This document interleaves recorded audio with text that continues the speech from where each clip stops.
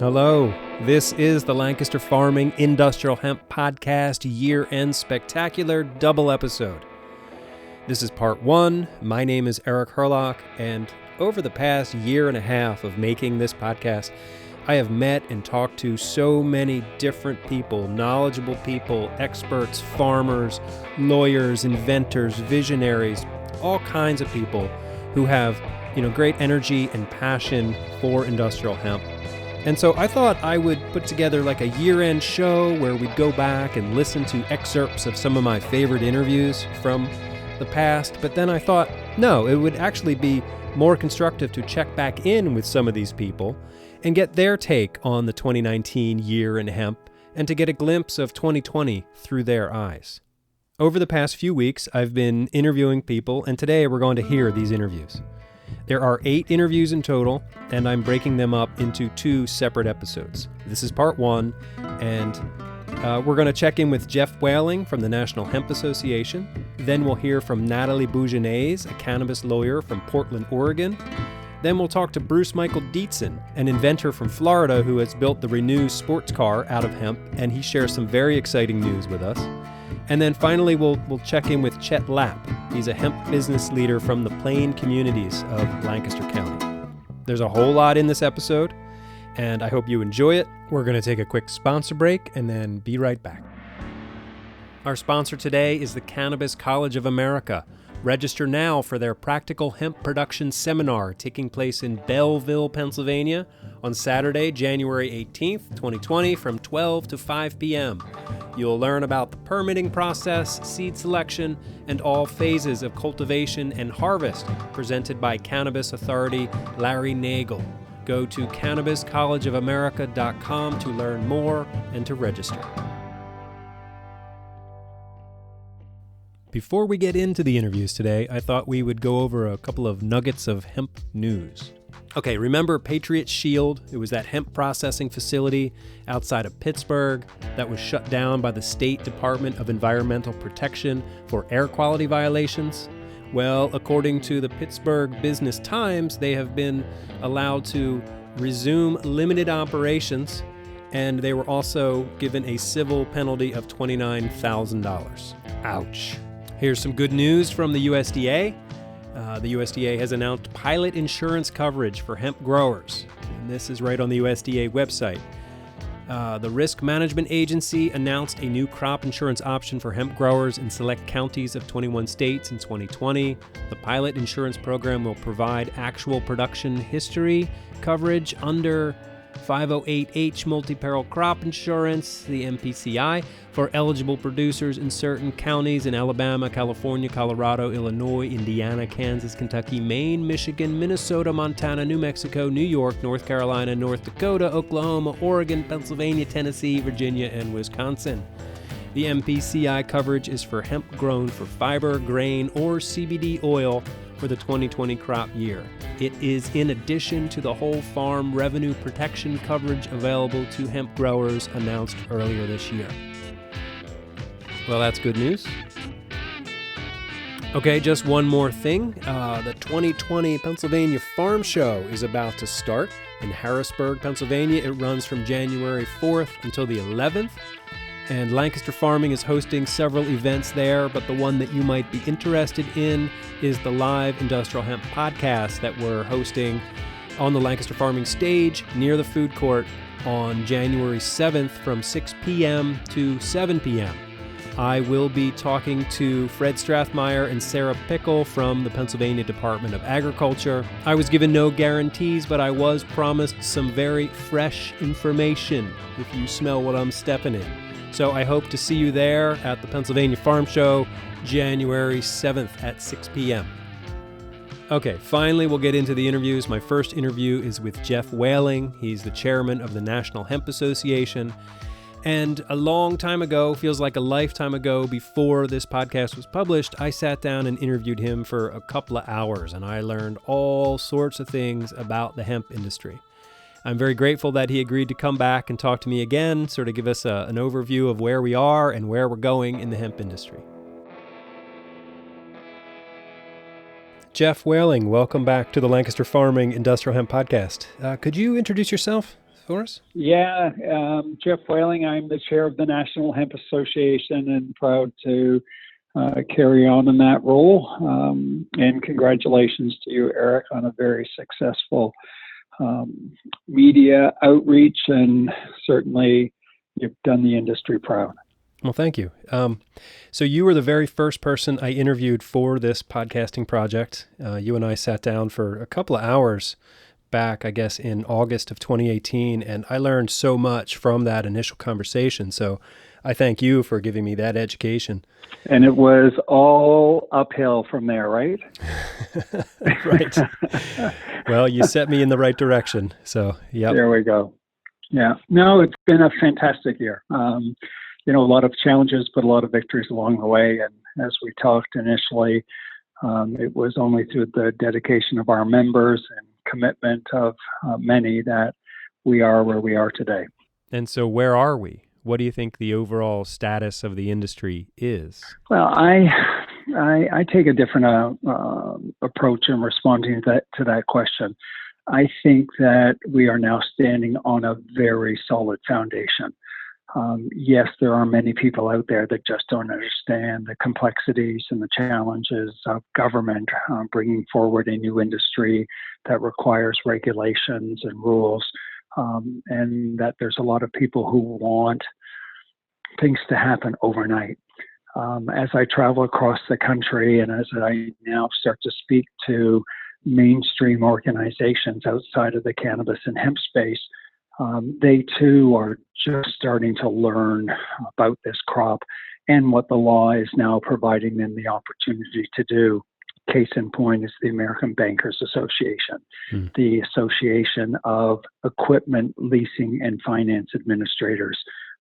And certainly, banks. I had a discussion just yesterday with Wells Fargo's government relations people who are still trying to figure out whether or not they are now standing on a solid foundation to get involved in this industry.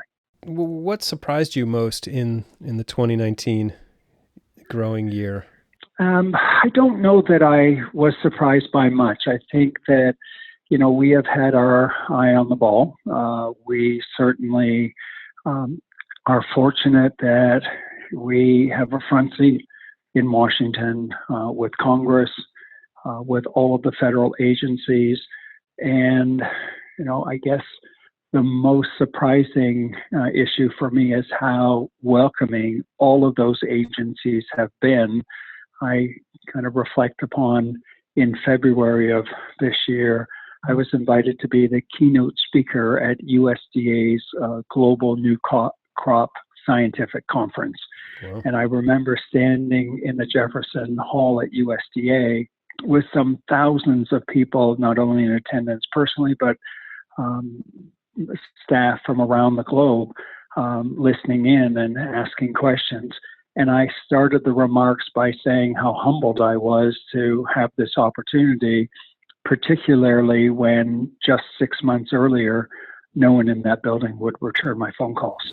So, there was great laughter, but it's true. I think that people who expect government to respond because we believe it's right need to know that most people have their hands tied, and until such time as laws are in place to allow them to operate and to help and be supportive, they have to sit on their hands. But now that their hands are free, I am getting dozens of requests from federal agencies to come and talk to them. I know that Erica McBride, our executive director, is also getting requests, and they're difficult to keep up with, but we're doing our best.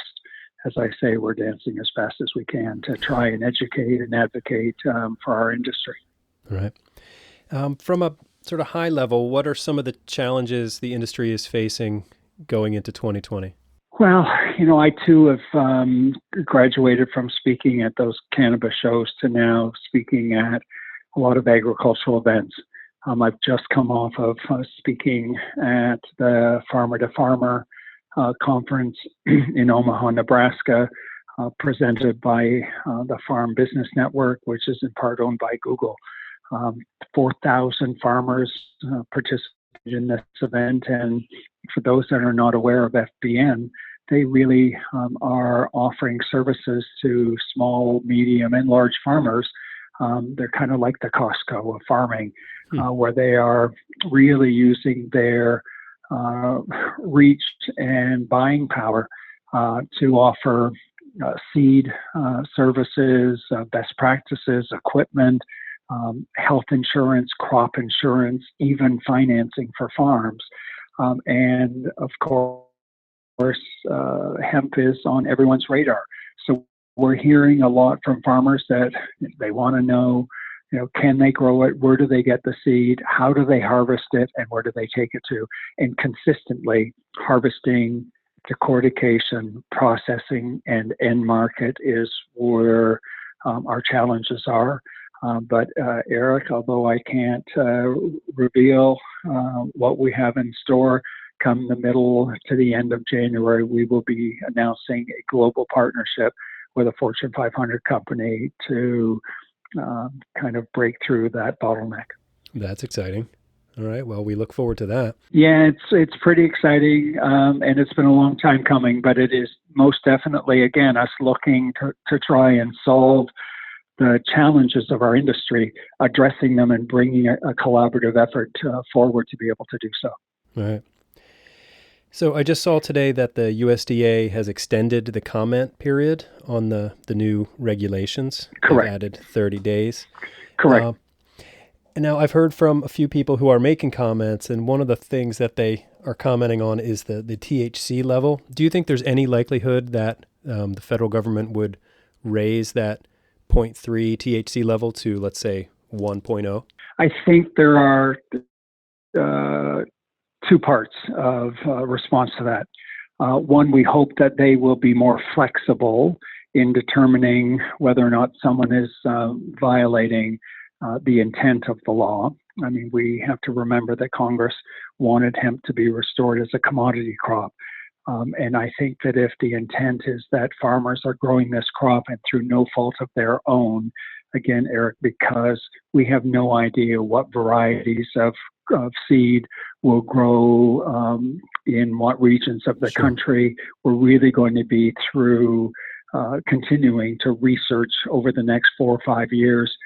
We don't know whether or not the varieties from Canada or Europe or the ones that we're developing here will always grow under that 0.3% threshold. But we hope that the government would certainly look at the fact that no farmer is going to go out of their way to grow hemp in the hopes that they can, secretly grow marijuana.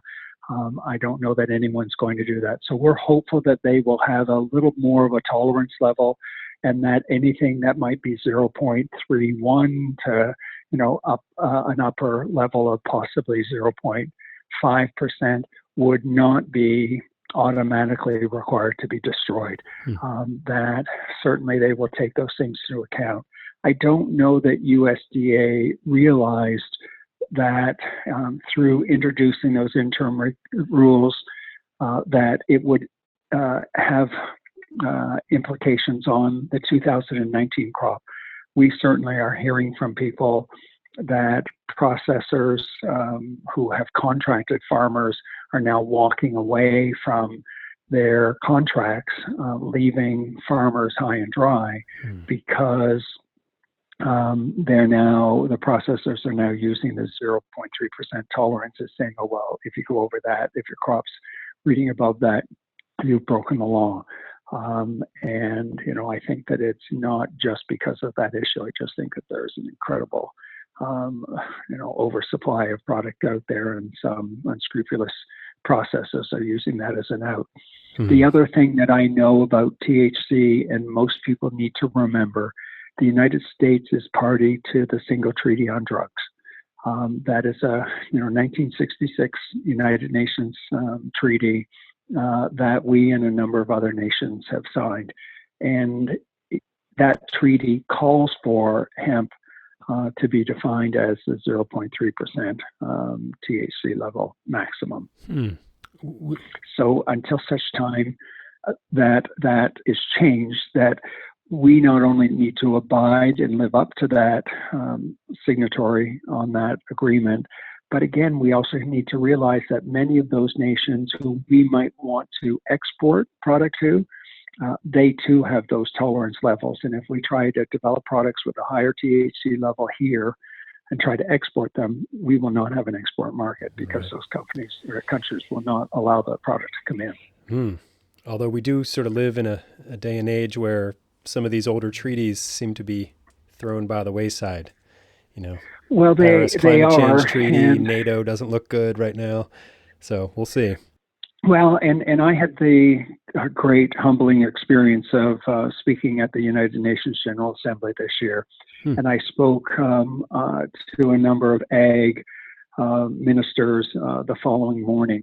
And certainly I know that there is global interest in the hemp space. And I think that not only from a climate change perspective, but also from feeding the world to creating a whole new industry, that it is now time for, as we are now doing, binding together with other international hemp organizations and creating, an international organization so that we can go and speak to the UN and the WTO and to Brussels and other places. I think that is the natural progression of where we are. And again, I think the world has been waiting for the United States to legalize this as a commodity crop. And now that we've done so, the rest of the world has taken a big sigh of relief and saying, okay, well, how can we benefit from this? Right. Bringing it down to a more local level, can you speak about Pennsylvania's hemp industry in 2019? Yeah, I think that we have learned that, it was very robust. I think that we need to give credit where credit is due to the Pennsylvania Department of Ag. They decided to implement a plan using the language from the 2018 Farm Bill, which benefited Pennsylvania farmers. I think that obviously there were some challenges as well in trying to put some regulatory elements in place. Certainly Senator Schwenk from Berks County, who has been a stalwart supporter of hemp, has now introduced legislation to further clarify the legislation in Pennsylvania to declare hemp to be food, which is very important to our industry. And it also, I know that there are other amendments out there legislatively that are going to, believe it or not, have to specifically remove up to the 0.3% THC level from Pennsylvania's Controlled Substances Act. Right. We, at both the Pennsylvania Hemp Industry Council and the National Hemp Association, have seen that in states where that small amount of THC, which was legally adopted as being approved for hemp productions, that a lot of the district attorneys are using that as being a means to arrest people and keep them incarcerated. And certainly they're standing on pretty solid grounds because all THC is illegal in Pennsylvania. So those things are happening. Right. But we also are seeing that there are more people wanting to switch over from the CBD industry to fiber and seed, and certainly we're very supportive of that. Right. Are there any Pennsylvania hemp operations that you can sort of point to as a success story from 2019? You know what? I don't think it would be fair of me to specifically point to one. I think in all respects, groups who are serious about this have been focusing on it, have been dealing with the challenges and trying to address them as they are confronted with them. Right. I think that, again, we're finding more and more people who are, and it's a little bit of a challenge for me personally, but also for the Pennsylvania Hemp Industry Council, since we've been in this since day one. We are seeing a number of different groups and organizations that are starting to look at different areas of this industry.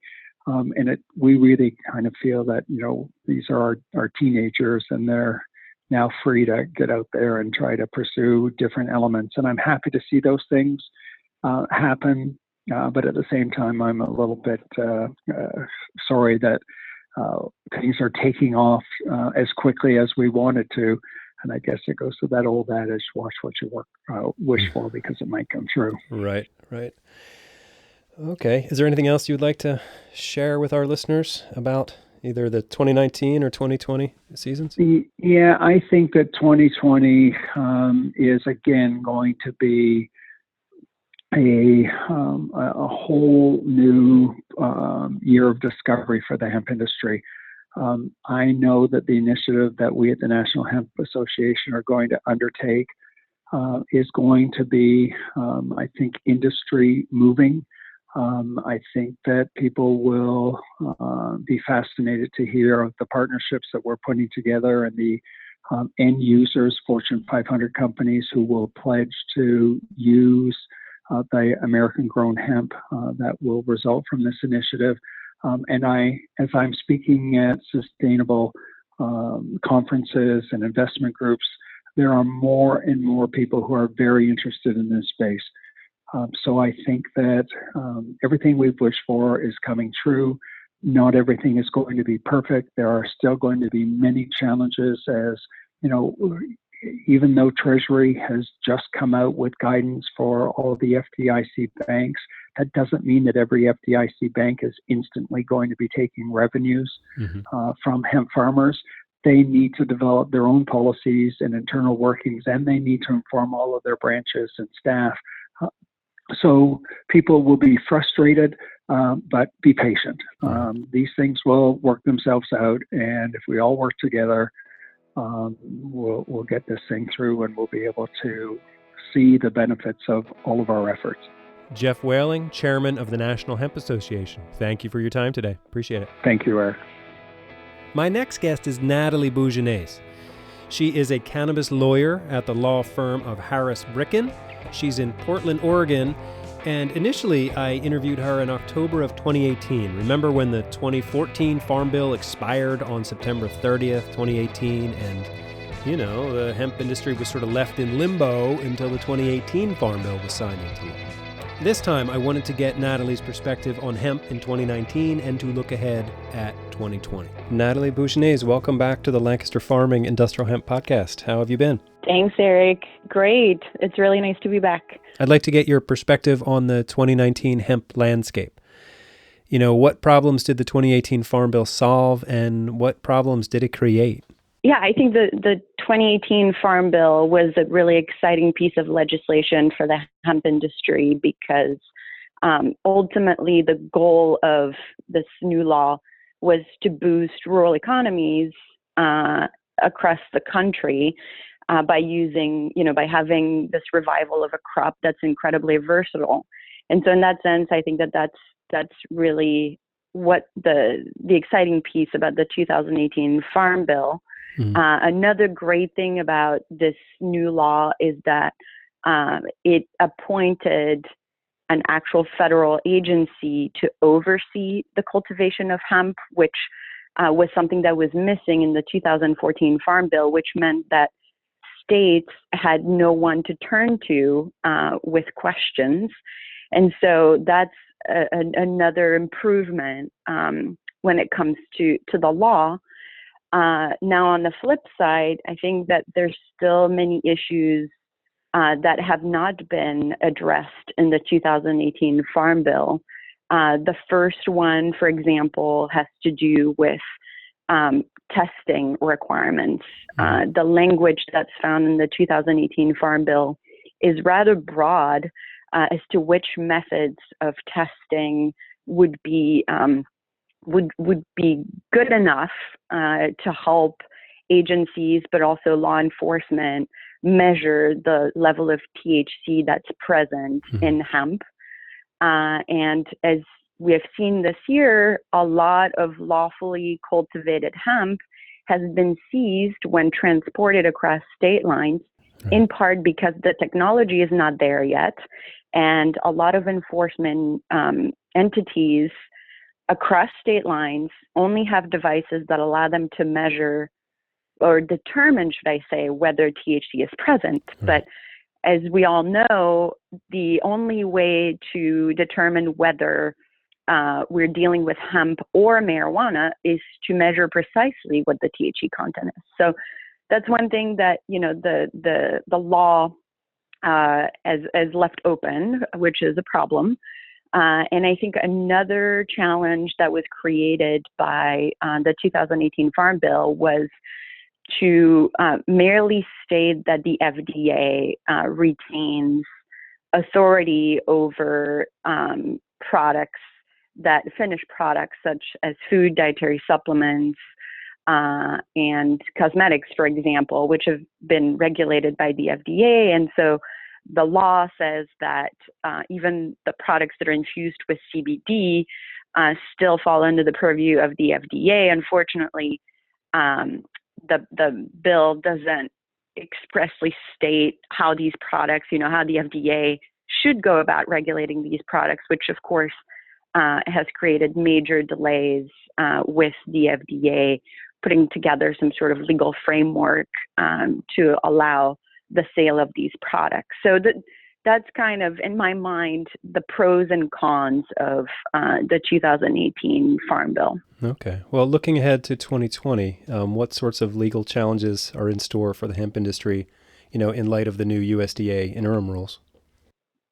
Sure. Yeah, I think there are quite a few. As you know, these rules are proposed rules, which means that while they went into effect upon publication, they're not permanent rules. So people have the ability to submit comments to express whatever concerns they might have about these rules. And in fact, the agency has actually expanded the public comment period, right. I think in part because so many stakeholders have been sharing their thoughts, which is a really good thing because there are a handful of problems with these rules that will hurt the industry if the USDA does not revise the rules as currently drafted. And I think the first one that I thought was incredibly problematic when I read the rules, but also something that I have heard echoed by hemp stakeholders is the 15-day sampling and testing before harvest. Right?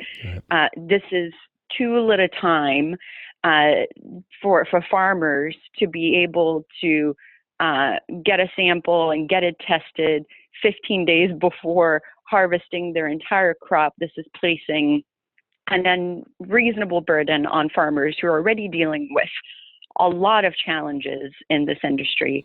Right. And obviously most states right now require that testing be done within 28 to 60 days. And that's, I think, a much more realistic timeline and something that I have been reading in the comments and also in the news from lawmakers such as Senators Ron Wyden and Jeff Merkley here in Oregon have submitted their own letters to the USDA to emphasize the need to change that particular rule. So hopefully this is something that the USDA will revisit.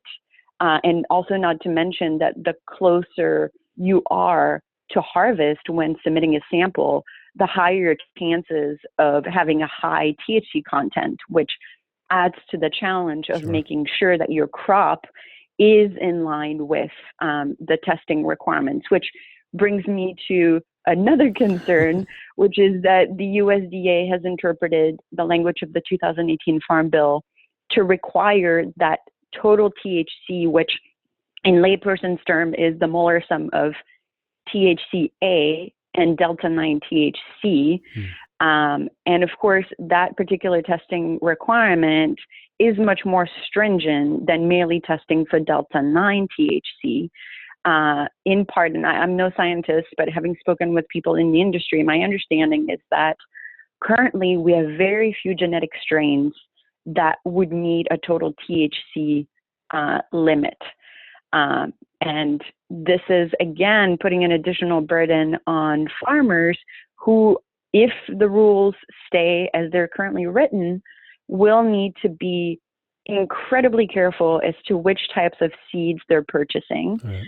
to try to really, minimize the risk of ending up with a crop that's, quote, hot, but also will limit the types of strains they can work with, which I think will put us as a nation at a disadvantage now, seeing how many foreign countries are entering this market. And I think that the next big thing for the hemp industry will be to export this valuable crop. And so I think that we need to think through the future of the industry and how those testing requirements have the potential to put our economy at a disadvantage. Sure. I think another point here with that's problematic with the USDA rules that is kind of a continuation of this testing requirement is that the USDA is also requiring that testing be completed by labs that are registered with the Drug Enforcement Administration. Right. Which is, the rationale is that because labs may very well be handling hemp or, a crop that ultimately exceeds the 0.3% total THC limit, meaning that the crop will then be treated as marijuana, which is a Schedule 1 substance under the Controlled Substances Act, Yep. that these labs need to be registered with the DEA because that's what federal law says. But I think what the rule doesn't take into consideration is that there are very few DEA registered labs in the country at the moment, and that we already have too few labs that are able to test hemp compared to the amount of growers, the number of growers that we have in this country. So putting an additional, requirement on the industry will produce a bottleneck and delays for hemp producers. Yep. So that's another issue that I think stakeholders have to comment on and express their concerns about, to really make sure that the USDA revisits their position. And, I think one last issue that a lot of my grower clients have been talking to me about that, I didn't fully appreciate before because I'm just a lawyer. I don't know much about agriculture, but I thought that was very interesting is, this requirement that the samples come from the top 1/3 of the flower portion of the plant, Right. Which is, from what I understand, a better protocol, such as the one that's used in Oregon right now, and I speak of Oregon just because I'm here, Sure. is to require that the sample be taken from the flowering tops when they're present and be 8 inches long. So that's, I think, another point that growers should really be aware of when it comes to these new rules, and again, that they express their concerns, because this is the only way we can ensure that the rules don't actually go permanently into effect, and that in many ways the industry educates the USDA about this crop. Right. Yeah, like you mentioned, the comment period has been extended until January 29th, 2020. So, yes, there is a little more time to get your comments out there. Yeah. Any other things that farmers should be thinking about as we head into this 2020 year? Those are really the major things. Maybe one last thing, and it has nothing to do with the 2018 Farm Bill or the USDA proposed rules. But it has to do with conducting business. This past year, I've been talking to a lot of people in the industry who have been entering deals. And I'm talking about growers, but also processors, manufacturers, anybody in the industry really, but growers specifically when it comes to buying seeds, who are going into these business transactions without written agreements. And that, I think, has a lot to do with the fact that, that's how people have been doing business for a long time now. But we are dealing with a tremendous amount of money here, and there are a lot of risks associated with growing hemp, particularly if with seeds.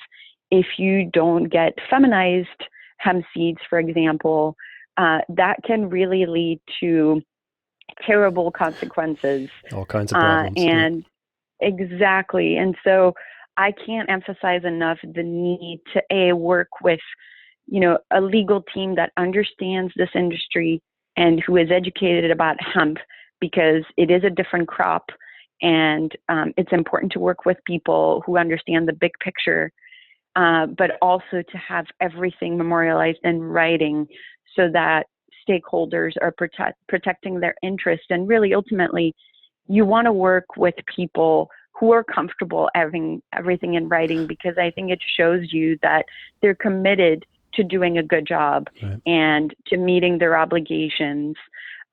So yes, please do not enter into verbal agreements. This is always a bad idea, regardless of which industry you're in. But I've just been seeing a lot of problems this past year with our hemp clients. And I just really want to emphasize the importance of working with paperwork. All right, that's good advice. Thank you, Natalie. Oh, you're very welcome. Thank you for having me. Nathalie Bougenies from the international law firm of Harris Bricken. You remember my next guest, Bruce Dietzen. He built a sports car prototype out of hemp, and he's working in carbon negative technologies. Welcome back, Bruce. Hi, Eric. How are you? I'm doing all right, thanks. So I was hoping to hear about how 2019 went for you. Any updates on the Renew sports car? What else is going on? Absolutely, yeah. It's been a pretty good year. We a couple things happened. We just finished. We're just about finished producing the first production hemp car in history. I don't know if I told you before, there were a couple of. I'm actually the fourth guy to make a type hemp car, following Henry Ford and then some guys in Canada, some guys in the UK, and then myself in Florida. But those were all just one car, right? One prototype. And so we actually got to the point where we got a customer that wanted to buy one, which is nice. They're a little expensive because they're all hand built. Sure. And so we're just finishing up that first production car. And that's kind of exciting because not only because we did it, but because we also dropped the weight dramatically in the process of manufacturing it. So we improved the technology, and now we've got hemp composites down almost to the point where they're just as light as carbon fiber. Wow, that's kind of interesting. But at basically a quarter of the price of carbon fiber.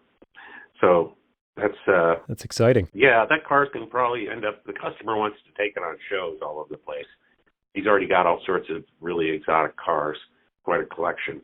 And then this is what he wants to take on tour instead of his Ferrari. So hey, everything in the interior is all being made out of hemp right now. So the body, we changed the front end. It looks a lot better. And so really happy with that. Well, last time we spoke, you said you were sourcing your hemp from, maybe China or somewhere in Europe.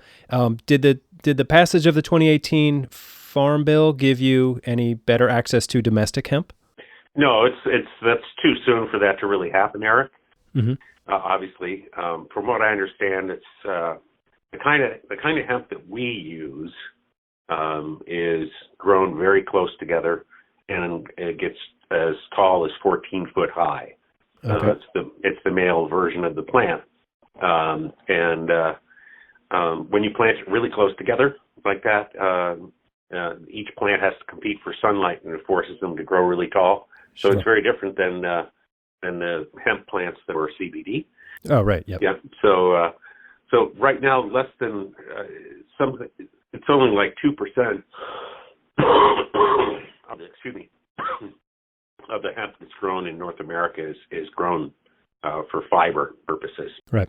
So the infrastructure will come into play, but we don't know just exactly where and how quickly, because once you cut down that plant, it has to be retted, sure, and then decorticated, and and then degummed and then spun into yarn and then woven into fabric. Right. So all of those steps have all been in place in places like Romania and China for a long time. And so the hemp bill is going to allow that sort of thing to develop here in North America. Okay. How about for 2020? What are you looking forward to? Well, just later on this month, we're looking forward to something kind of exciting. I'm sure you and your listeners are very familiar with the book by Jack Herer called The Emperor Wears No Clothes, right? Mm-hmm. Yep. That is being republished in the next couple of weeks. Okay. I'm the editor for that. I took the entire book on the request of Dan Herer, his son, and we rescanned the whole thing and optical character read all of his words, decompiled the entire book and recompiled it, and it will be available on Amazon as either an ebook or a paperback that you'll be able to buy hopefully before Christmas. That's fantastic. Yeah. Maybe we can schedule an interview for January to talk about that a little more in depth. Yeah, I can get Dan on the phone and we can talk about that. Right now, we're looking for the very best possible publicist to get the word back out, because this book hasn't been in print since 2010. Oh, okay. When Jack passed away. Mm-hmm. But for those of your viewers that aren't familiar with that book, it's called The Bible of Hemp, and it chronicles the whole history of the cannabis plant going back thousands of years, how it was used for everything from construction to paper to fuel to food, and a big section of the book is about medicine now, and everybody's talking about medical marijuana, et cetera. So it's very pertinent to what's going on today. Absolutely. Yep, sort of started everything for us here in the United States. Mm-hmm. Yeah. Cool. Next year, what I'm hoping to do, have some contact with some fairly wealthy individuals, powerful individuals that have been talking about doing some collaboration. Won't mention who they are yet, but I'm hoping that that's going to pan out and that we're going to get further into the idea of making everything possible from plants like hemp. I love it. Not only, food, but also building materials and manufacturing materials and other things. I love it. Thank you for your vision and your passion. It's always great to talk to you, Bruce. Great. Yeah, good to talk to you too, Eric. Bruce Dietzen from Renew Sports Car. Wow, how about that? A new edition of The Emperor Wears No Clothes. I'm really looking forward to that. Okay, so my next guest is Chet Lapp. He was on the show back in August. He is part of the Keystone Agriscience group that worked with a collective of farmers in Lancaster County to grow hemp this year. He's got a unique perspective, and I really value that. So here we go. Hi, Chet. Welcome back to the podcast. Could you introduce yourself for us? Sure. Chet Lapp, co-founder with Keystone Agriscience, and we started out just going to help the farmers grow hemp. It was going to be our crop, which we did then. We did it that way, but it ended up being, it just grew and grew, and ended up being much bigger than we ever thought it would. And of course, it turned into a much bigger group than we ever thought it would. But it was fun. I don't regret it. Obviously, next year will be different with people getting their own permits. But so that's kind of the gist of it. We installed a dryer, then spend a lot of money doing that. But we do feel like we're set up for years to come now to do this, to repeat this process. How many farmers were you working with? We did end up selling some seedlings to other farmers, and we ended up, we sort of brought them in alongside of our first permit with multiple farms. If you include those, we usually say around 50, between 40 and 50. So of those 40 to 50 farmers, have they all signed up to grow hemp with you next year? Well, that's the thing we were wrestling with, Eric, is can we even sign them back up? We talked about yesterday at a meeting of following the Farm Fresh model a little bit. Our local Lancaster Farm Fresh, the co-op, I don't know if the produce co-op, are you aware of it? I am, yep. Yeah, that is where that's our biggest battle right now.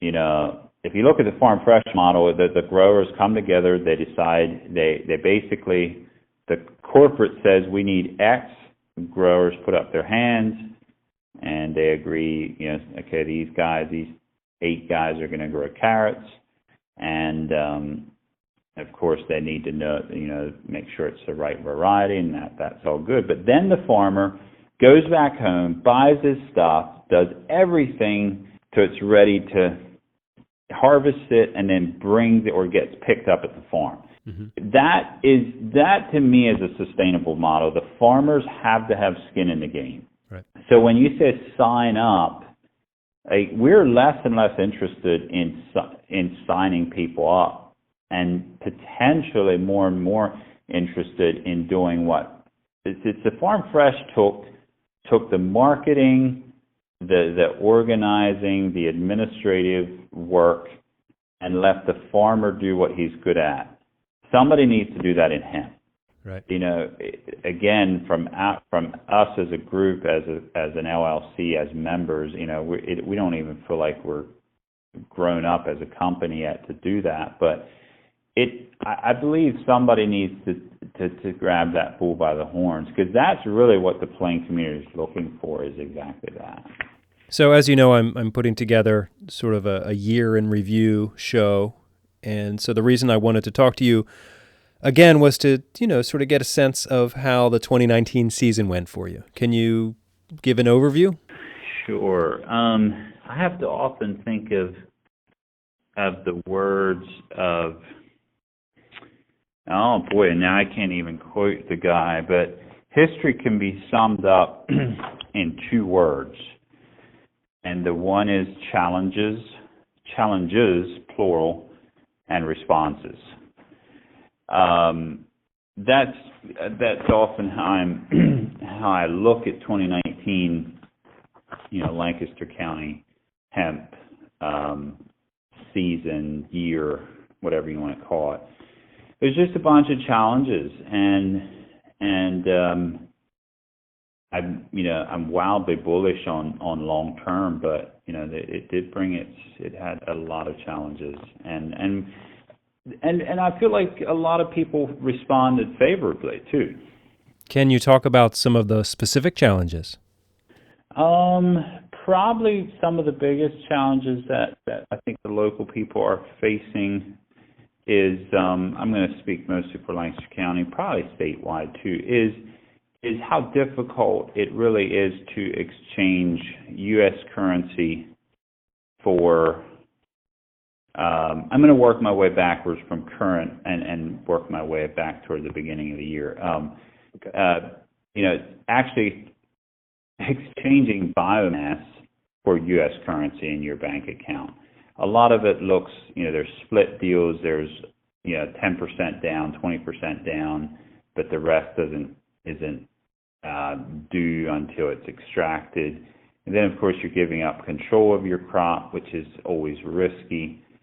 And so I feel like that's probably the biggest surprise that we would have had. We just felt like we could sell biomass straight up and get paid, and we did some, but it wasn't as easy as we would have thought. The challenge of harvesting, how labor intensive it was, we were somewhat braced on paper and in our minds, but it was still, reality tends to be a tad different than that, a lot different than that times.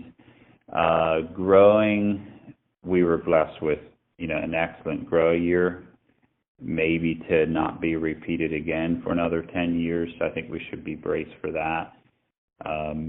Getting plants in the ground and just wrestling through. And you can tell I'm working my way backwards here. I feel like, the grow year of course had its surprises, but I'm going to say the surprises were, it was fairly easy. One of the things I wouldn't recommend, again, is planting so early. A lot of varieties don't have to be planted that early. That way they don't get as big, because if we have like a hurricane-like storm in August, that stuff would have went flat, which fortunately we didn't.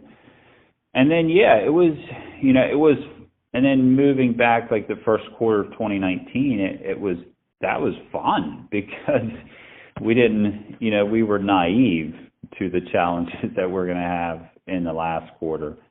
But, again, I'm wildly bullish for the future. Can you talk a little bit about your plans for 2020? Obviously, we're so stuck in our minds. It's hard to talk about 2020, and I'll tell you why. Everybody has biomass. They're trying to get rid of it. There's, a gnawing pit in your stomach. Can I get rid of this in a timely fashion?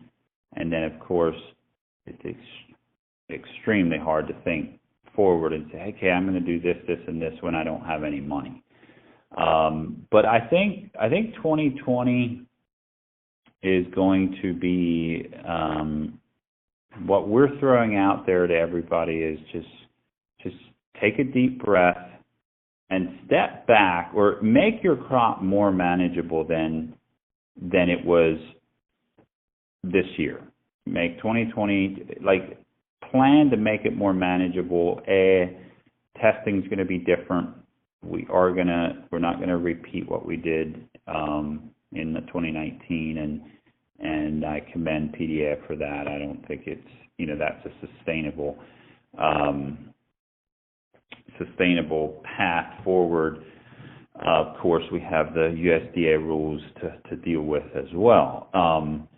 But our plans at this point is, the short answer is, we don't know for sure. The long answer is probably less cultivation and more quality. But even as for us, we feel like we should focus on making our drying facility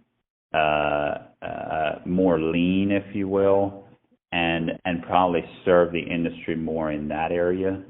So it's really hard. If we would talk again after the first quarter of 2020, it's going to be very telling exactly where we're going to go. Chet Lapp from Keystone Agriscience. And so concludes part 1 of our year-end spectacular. Part 2 is available now and is probably already in your feed. Next up, we will hear from Steve Groff from Hemp Innovators, Jesse Johnson from Purple Peace, Jay Burstin from Bug Out Guitars, and Tom Colton, the first modern hemp farmer in West Hempfield Township, Lancaster County, Pennsylvania. My name is Eric Herlock, digital editor at Lancaster Farming Newspaper. Today's show is copyright 2019 by Lancaster Farming, part of the Steinman Communications family. Today's show was written and recorded, edited and produced by me, Eric Herlock. All music you heard is courtesy of Tinbird Shadow. I hope you enjoy part 2. Happy New Year. Industrial hemp